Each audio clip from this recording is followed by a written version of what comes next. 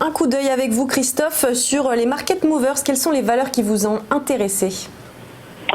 En fait, nous, on est dans un observatoire de ce que font les investisseurs en produits de bourse. Donc, nous allons voir principalement les actifs sur lesquels ils se sont positionnés cette semaine. Donc, nous l'avions dit, la répartition a été relativement équilibrée entre transactions sur des produits liés à des indices et transactions liées à des produits sur actions.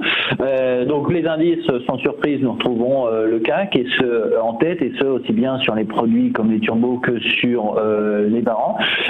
Une différence toutefois, c'est que lorsqu'on a choisi d'investir par le biais de Turbo Limité, Turbo Limité BS, on a également privilégié les actions, les indices étrangers, le DAX, le Nasdaq, Dow Jones et S&P. Donc deux approches différentes. Le CAC 40, d'accord, ça reste le socle. Le DAX, puisque rappelons-le, en cette phase de marché, c'est ce moment de l'année où les actions payent des dividendes, c'est peut-être un peu plus difficile de se positionner sur des produits sur actions, sur le CAC 40, puisque le CAC 40 ne réinvestit pas les dividendes, ce qui permet concrètement de devoir faire un calcul. C'est-à-dire que si on a un produit qui arrive à maturité en juin, on doit considérer que le CAC d'ici à juin aura détaché un certain nombre de dividendes, et donc il faut faire un ajustement en fait pour bien comprendre où on se situe, à quelle distance on se situe de la barrière. Alors que le DAX, c'est un indice sur lequel nous n'avons, les dividendes sont réinvestis, et donc quand on fait du trading dans ces mois d'avril-mai, souvent nous assistons à une reprise des échanges, et là, en l'occurrence, 11% des échanges sur les produits de type turbo l'ont été,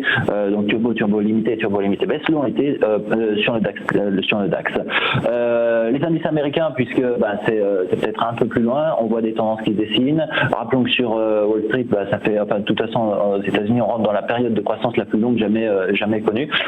Donc les investisseurs qui préfèrent peut-être continuer de se positionner en utilisant des produits FLV, donc en optimisant leur capital. Côté valeur, dans les turbos, on retrouve LVMH, Kering et Vallourec. Donc ces trois actions qui sont insérées dans la top 10 aux côtés donc des produits sur actions, sur indices.